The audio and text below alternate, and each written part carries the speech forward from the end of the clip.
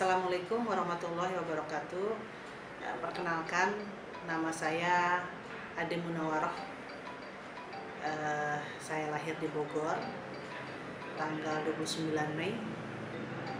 Dan saya orang asli Bogor, kelahiran Bogor. Ibu saya orang Bogor asli, dan ayah saya kebetulan juga pernah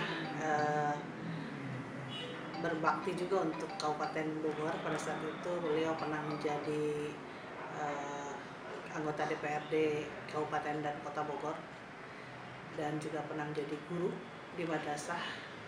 Dan alhamdulillah berkat kerja kerasnya beliau dapat menyekolahkan semua anak-anaknya, 8 anaknya. Kami sebetulnya 9 bersaudara, tapi yang satu kecil meninggal karena sakit, tinggal 8, dan alhamdulillah semua bisa selesai sekolah dengan baik dan semua mempunyai karir. Dan rata-rata kita juga berkarir di politik, mungkin karena kebiasaan dalam rumah tangga di keluarga, karena kita terbiasa dengan konstituen, terbiasa dengan hiruk pikuknya kegiatan politik dan lain sebagainya. Akhirnya semua terjun ke politik, padahal saya dulu juga belum pernah, artinya tidak ada cita-cita maksudnya untuk terjun ke politik.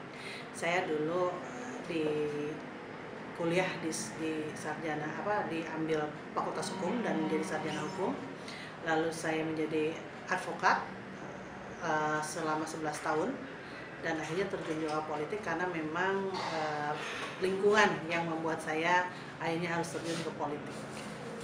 Dan sekarang alhamdulillah ya, jabatan yang saya raih di dalam dunia politik ini, saya berhasil untuk kedua kalinya menjadi anggota DPRD Kabupaten Bogor. Kalau periode yang lalu saya di Ketua Komisi A, dan sekarang di Wakil Ketua DPRD, Wakil Ketua 1 DPRD Kabupaten Bogor. Saya di politik semata-mata juga ya, di samping ini berkarir, juga ingin ada sesuatu yang bisa kita berikan kepada masyarakat. Artinya puncak daripada karir di politik adalah bagaimana kita menjadi seorang pemimpin di suatu daerah. Dan cita-cita menjadi pemimpin itu tentunya harus cita-cita yang memang bukan untuk diri sendiri ataupun untuk lingkungan dan parpolnya sendiri yang mengangkat, tetapi harus semua terasa oleh masyarakat. Artinya tujuan pemimpin akan sukses apabila dia telah berhasil memakmurkan masyarakat. Dan ini salah satu tujuan saya dalam meraih cita-cita menjadi seseorang yang bisa memimpin, baik itu di partai politik maupun di legislatif atau di barangkali di eksekutif kalau ada kesempatan. Ini salah satunya adalah bagaimana kita bisa berbuat lebih untuk masyarakat, khususnya masyarakat Kabupaten Bogor.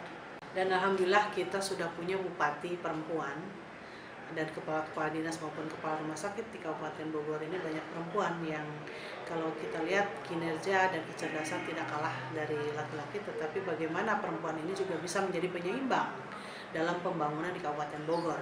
Artinya kesempatan yang diberikan kepada perempuan ini juga harus dilaksanakan dengan sungguh-sungguh dan dilakukan dengan tanggung jawab, agar ke depan banyak perempuan yang semakin dipercaya untuk menjadi pemimpin di Kabupaten Bogor.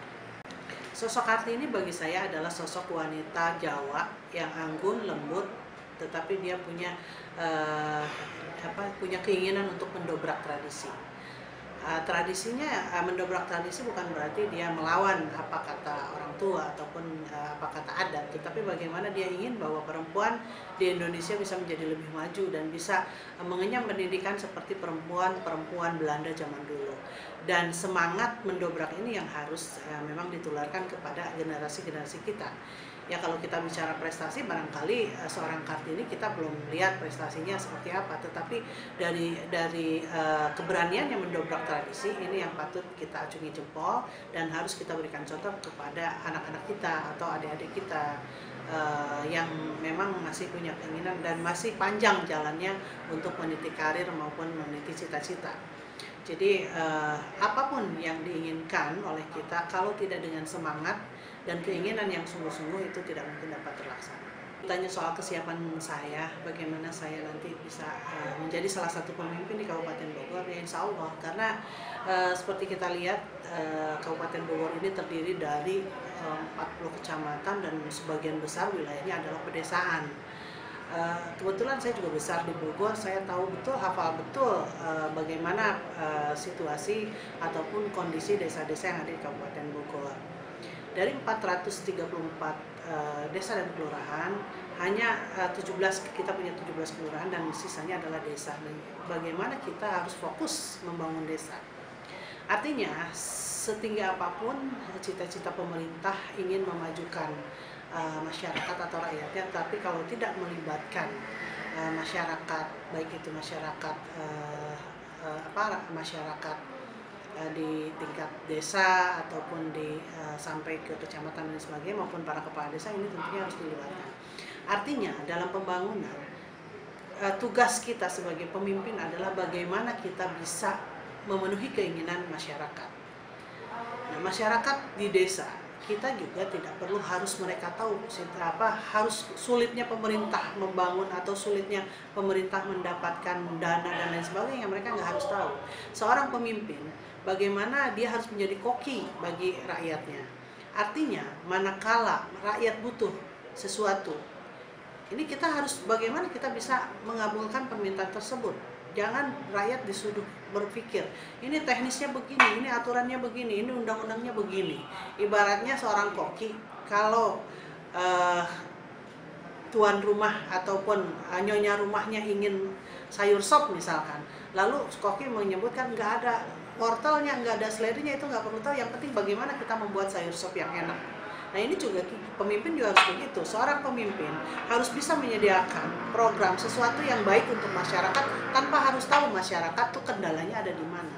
Karena ini tugas seorang pemimpin untuk membereskan, untuk menyelesaikan semua kendala yang ada, baik kendala administrasi maupun kendala yang lain. Artinya, masyarakat siapkan program yang langsung bisa dinikmati ataupun langsung bisa dirasakan oleh masyarakat. Alhamdulillah, pemerintahan desa sekarang sudah dapat kucuran dana yang cukup besar, baik itu dari APBD maupun dari APBN.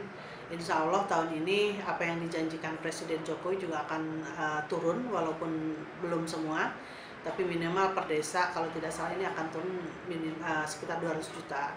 Dan infrastruktur desa juga diserahkan kepada pemerintahan desa. Nah, ini bagaimana seorang kepala desa harus mampu memanage dengan baik, mengelola keuangan dengan baik agar tidak menjadi objek pemeriksaan. Uang-uang yang turun ke desa itu harus dipergunakan baik semata-mata untuk kepentingan masyarakat dan untuk pembangunan desa. Jikalau ada penyelewengan dan lain-lain, itu tentunya akan menyulitkan mereka sendiri. Artinya haruslah benar cermat menggunakan anggaran itu, dan tentunya pemerintah daerah pun berkewajiban untuk membimbing atau mendampingi mereka dalam hal penggunaan anggaran.